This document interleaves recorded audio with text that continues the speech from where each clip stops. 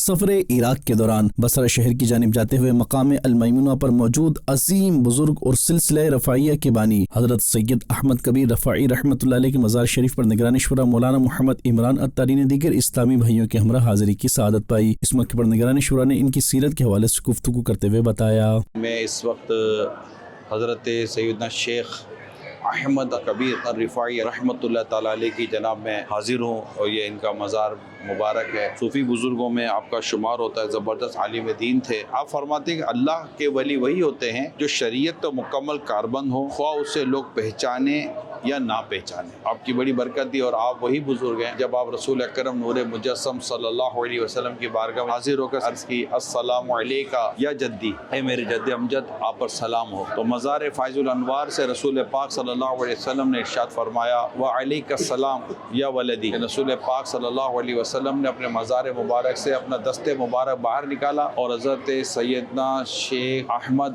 کبیر الرفاعی رحمۃ اللہ تعالیٰ علیہ نے نبی رحمت صلی اللہ علیہ وسلم کے دست مبارک کو بوسہ دیا۔ یہ بھی آپ سیرت لکھنے والوں نے آپ کے بارے میں لکھا۔ محبت رسول کو عام کرنے والے، عشق رسول کا پرچار کرنے والے بہت بڑے بزرگ و عالم اور بہت بڑے ولی کی بارگاہ میں اس وقت ہم حاضر ہیں۔ رفاعی سلسلہ انہی کے ذریعے سے چلا۔ اللہ پاک ہماری حاضری کو قبول فرمائے۔ اسی دوران نگرانی شورا نے صاحب مزار اور دیگر کے ایصال ثواب کے لیے فاتحہ خوانی اور دعا کا سلسلہ بھی کیا۔ مدنی چینل کے ناظرین، آپ بھی اپنے مرحومین کو ایصال ثواب کرتے رہیے اور اجر و ثواب پائیے۔